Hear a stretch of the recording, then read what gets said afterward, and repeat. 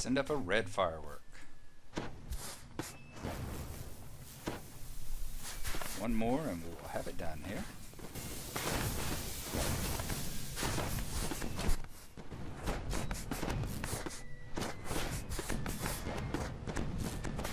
Dazzle the crowd with a firework that isn't yellow. Let's send up a blue one. We've launched very few of those. There we go, 10 out of 10. So we go back over here, talk to Winston once more. What can I do? Well done, Gnarlo. Your timing coordination was perfect. I'm sure that everyone watching was thoroughly entertained. Please take this as thanks for your brilliant participation. He gives you 2 tokens, and as you see, you can try it again in 30 minutes. All right. So from here, we've got a few more left to do. We have to go to the last homely house in Rivendell. We have to go to Tom Bombadil's, and we have to launch orange fireworks at the peak of Weathertop. That's going to be the toughest one for us at this level. We're going to go hit Tom Bombadil first. As you remember, his house is just on the border of the Old Forest and the Barrow Downs back this way, down the East Road. And that is where I shall rejoin you when we next see each other. Y'all remember the path here going to Tom Bombadil's house. As you see, it says this appears to be the location for launching purple fireworks. You'll notice it's also back daylight again. I did have a little interruption in between the last video and this one. Had to take a break and go do some. It's actually noon out here now. But let's go ahead and launch our purple firework and see what kind of a response we get from it. Right click on it.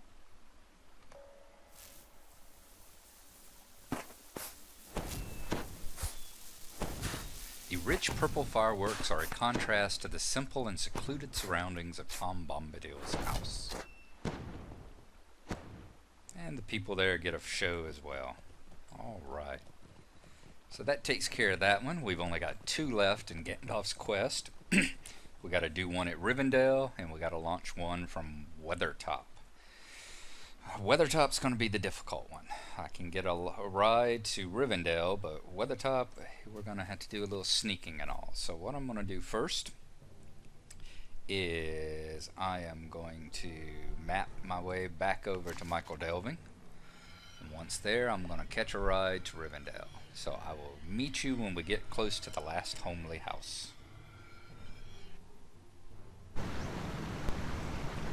Here we are, we just passed the bridge of Rivendell there. We're here at the milestone. There's the last homely house, up the hill and across the bridge. And we're going to cross on over, and I'm sure we will get the message. Probably in front of the gates of the building there, saying this is a good spot to fire off a green firework. I think that's the color we're supposed to fire off here. Let's see what a green firework does over here at the last homely house.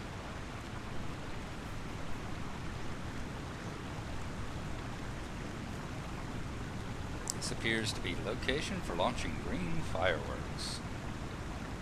Alright, once again, let's pull up our inventory. Let's see what we get.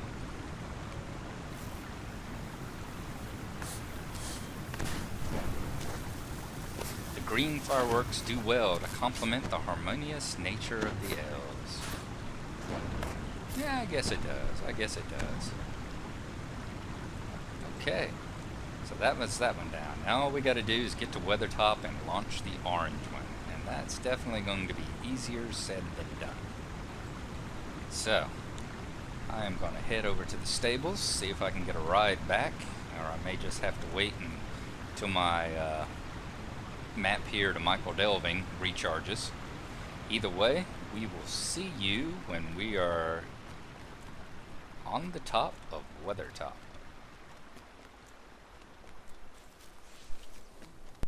Alright, a quick intermission here. We've joined Glinorin. He's standing out in front of his house in the Bree housing instance.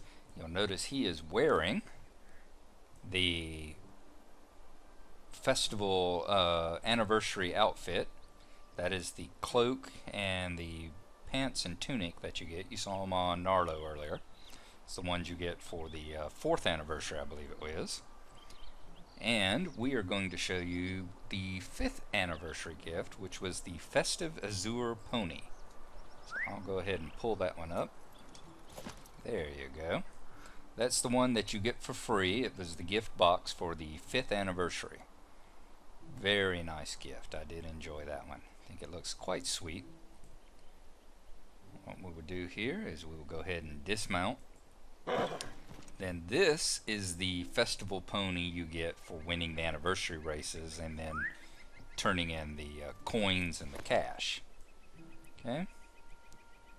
So it's got the banner as well. It's the anniversary celebration pony. And quite a spectacular little bit of barding and blanket as well. I do like the 5th year better, but this is quite a nice horse. Then the other one that you can get is the fireworks pony, and this is the one that requires 2 horse tokens, 40 of the anniversary coins, and then the whatever it is, $100, $200, $100, $200 silver. There you go.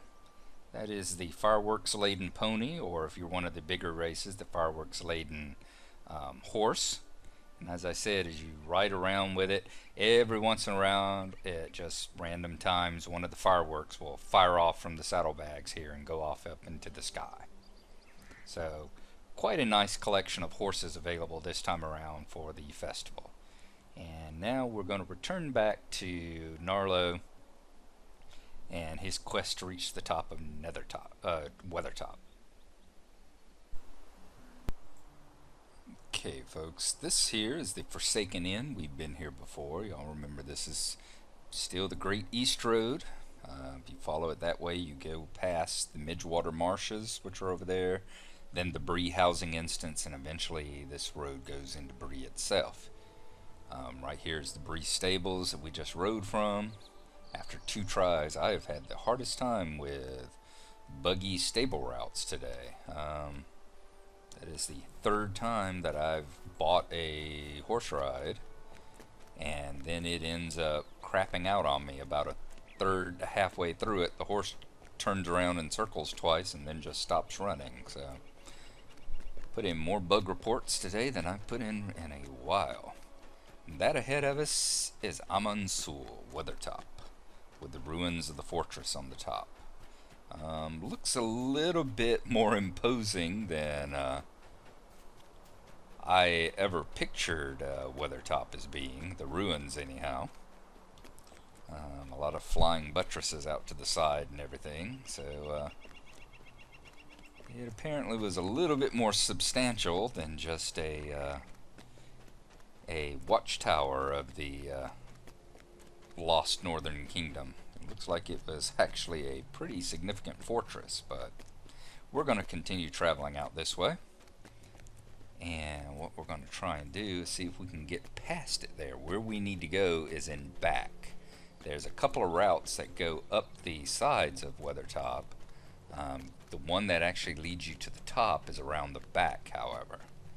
So that's the one that we're going to be going, and the easiest way to get to it is from the far side. If you try from this side, there is a couple of encampments of goblins and orcs and half-orcs that are down to the left of it. There are some to the right, but they're a little more easily avoided than this side is. You also have to be on the lookout to a large extent. There are brush prowlers and stuff, wildcats that you have to look for, but they don't aggro on you unless you get really close to them and stay in their range. The biggest danger, other than the half-orcs and goblins, are the birds. There's a lot of basically crebine and that sort of thing around. As you see, we've already passed off to the left. You saw one of the wildcats. There's a half-orc watchman, and they're all red. So yeah, everything out here could kill us in just seconds flat. So we are going to do our best to avoid them at all cost. And most likely they could all see through our sneak as well. They should be a high enough a level that we would have a hard time sneaking past them unnoticed. You saw the difficulty that back in the Shire, when we were sneaking past the goblins, how difficult it was to sneak past a set of goblins that were light blue in color. Alright, so we need to get back around to the back side there, so I'm going to see if I can find a path that's going to keep us away from stuff. There's a gore crow, so we got to watch out for that one. There's a watchman. Alright, let's keep coming around this way. Can we get between these two? There's usually enough space in all the areas here that you can kind of cut through if you just pay attention and make sure that you don't rush. Keep far away from the things, and learn what their patterns are. I said we can get closer to these brush prowlers than we can anything else. We just gotta get away from them quickly enough that they don't break the aggro. Okay. Let's see here, half-orc brutes and stuff. Like I said, everything out here is very, very fatal to us. Okay, let's watch that crow moving. And the birds in this game, in pretty much every zone you run into them in, have the longest aggro ranges. They will aggro against you at a very, very far distance. So be very careful about that. Okay. So we should be getting pretty close to where we turn and start up the side of the mountain. There's a yellow pillager up there. That's the lowest thing we've seen yet.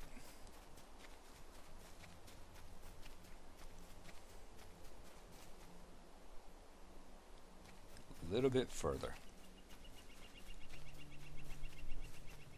Uh-oh. See? Oh.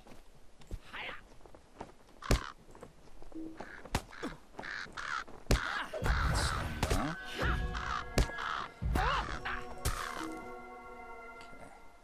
Once again, birds are always overconned in this game, which is very, very good news for us. Alright. So this is where we want to turn.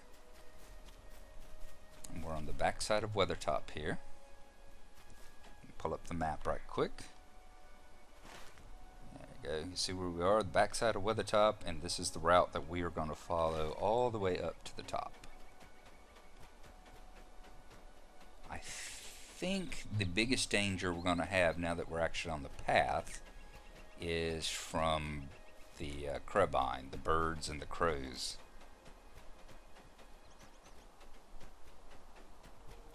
It has been a while since I've been up this way. I came up and did it on Glinorin, my dwarf main, but of course he's high enough a level that everything is totally gray, and I don't even remember having paid any attention to anything along the path other than where to turn. So I can't remember if there's actually stuff along the path or not. I know on the wrong path, okay, when you get here, you want to turn right. That way goes to a dead end. So turn right and continue going up. I know on the wrong path that there are crows and things on it that you can run into. But I'm not sure about this one. I think maybe there might be some just before you reach the top. Once again, they have made things a little bit easier than they used to be in the old days. Because there used to be just about every twist and turn along this path there were goblins that you ran into when it was first came out.